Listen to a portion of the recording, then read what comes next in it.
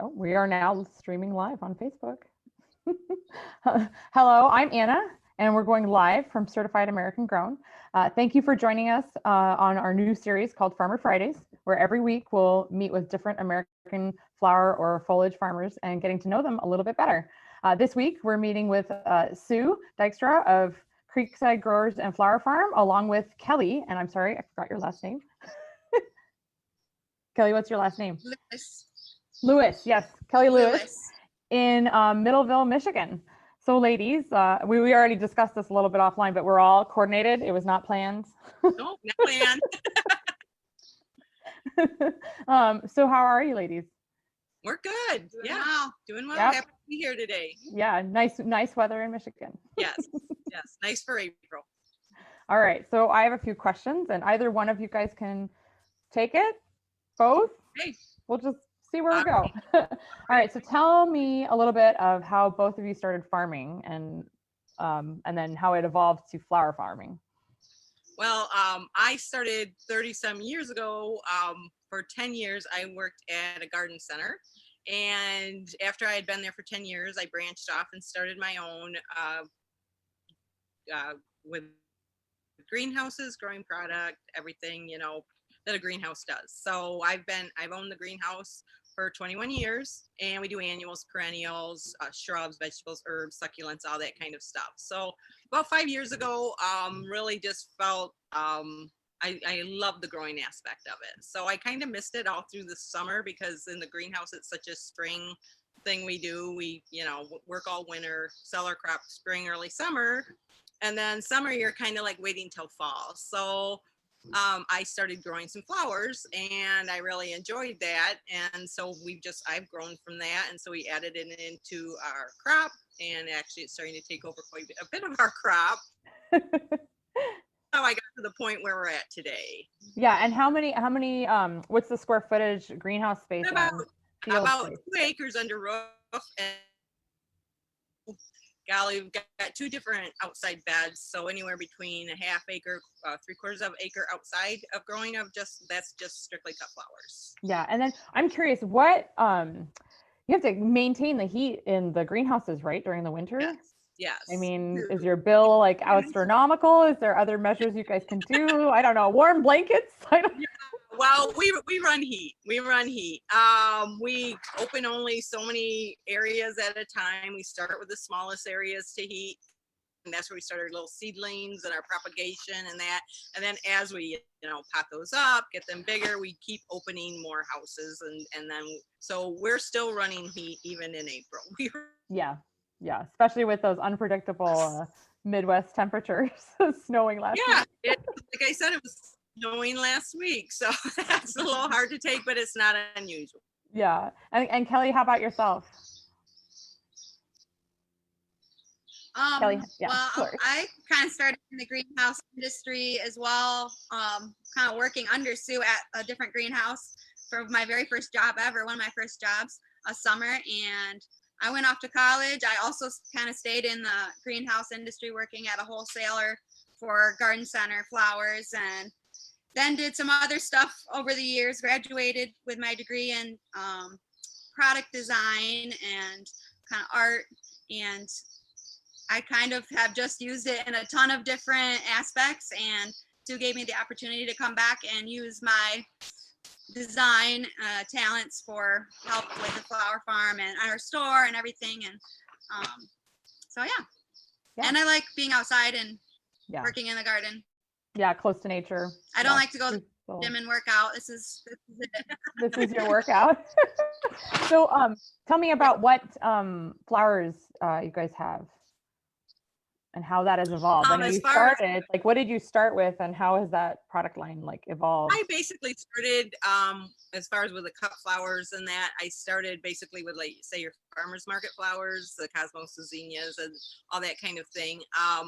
And then as we've done it and we started doing our own design work, we kind of realized, there's a big gap there as far as what is actually usable if you're doing design work.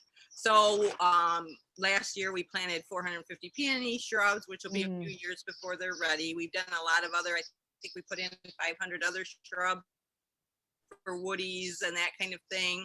We've got vines growing, you know, for those wedding bouquets. Yeah. We've got a lot of perennials we use because we have perennials anyway in the greenhouse. And so the ones that I really like and noticed, hey, that would, you know, as I'm just doing my other business, I'm like, that would be awesome in a bouquet. Mm-hmm. So we've expanded perennials inside and out. We've got dahlias already flowering in the greenhouse because I'm not patient enough to wait till August to get them ready in out in the garden. Nobody's patient enough. I know. If we could have dahlias all year long. Yeah. So I'm like, hey, we've got dahlias in April. So just a wide range, and we try to do a little bit more of the unusual. A lot of lysianthus because of we are trying spray roses this year. It's our first year, and hope to have those ready in a few weeks. So we're trying to, you know, really expand and be able to show other designers the crop we have and how we make it work in bouquets. And we really don't have a problem at all finding product. So that's, we're trying to do this stuff that's not shippable, to be honest. We like to stay local. And so we are trying to find those items that don't ship well. Yeah. And then hopefully designers and florists, you know, will come to us and purchase from us. Yeah. Sounds good. And then how do people buy your flowers, both like the public and the designers? Yeah, so the public can just buy our flowers once the season gets on a little more, June, and we actually have our garden outside. We have a U-cut where people can come and walk through the garden, cut their own. But then we do sell just like bouquets and arrangements in our store. We have a cooler case, kind of a little flower shop, so people can come in and just pick something up any day. We do let people place orders for arrangements from like our local town to pick up or deliver. So the general public can do that. We're reaching out and trying to get more and more florists and building relationships with them. We're hoping that more florists will actually start also coming straight to our place to see what we have. But kind of right now we're doing the wholesale buying more through online. And so taking good pictures is really important. And we have like a separate wholesale account online for them to purchase from. Okay. And then do you ship those, or the designers come and pick them up from the farm? Pick up or delivery. Pick up or delivery. And what's your delivery range? I mean, you can go pretty far. As far as we go, we would go, you know, or meet halfway, but about 30 miles, you know, is about where we're at right now. And we'd hope to expand that, you know, even like I said, even if that's meeting halfway with them or And then you also do your own design work along with your flowers. That was part of, you touched a little bit on that, about how you like to just show off what you can do with your own flowers. And so tell me a little bit more about that. Yeah, so since that we do enjoy the designing part of it too, and we have the stock on hand, if we can't sell it all, to florists, we might as well try to sell it to the consumers too, straight from us. So, and it's a good way for us to, like we were talking about, show florists what you can do with it.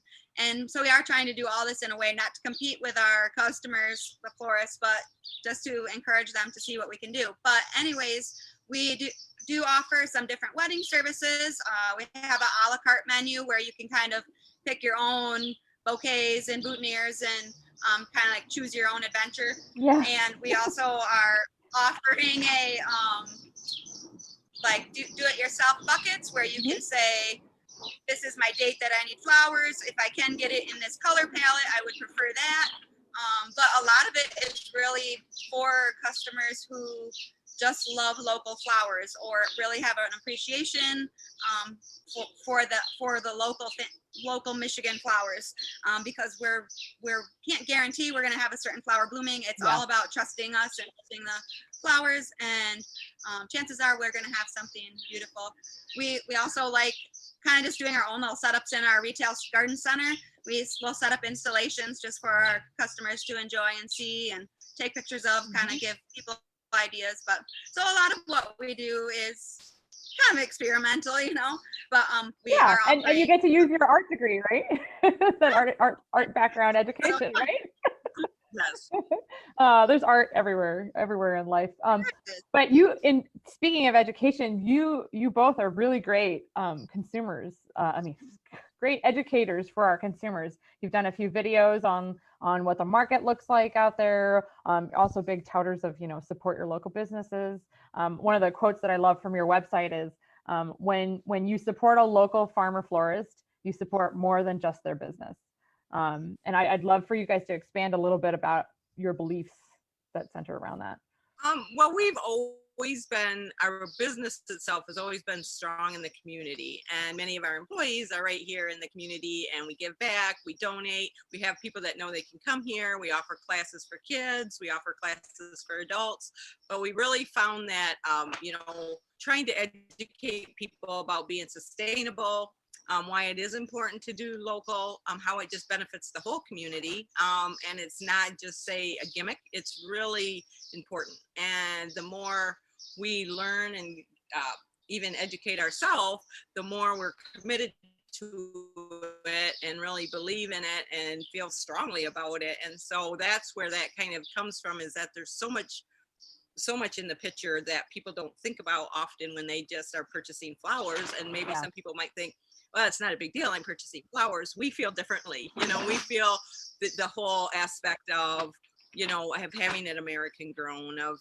reducing the footprint, all that kind of thing. And that's what we hope to educate people with. Yeah, I think a lot of people don't realize that almost 80% of the flowers that you see out there are imported. So they don't. And it's really, and that's us having conversations also with the florists.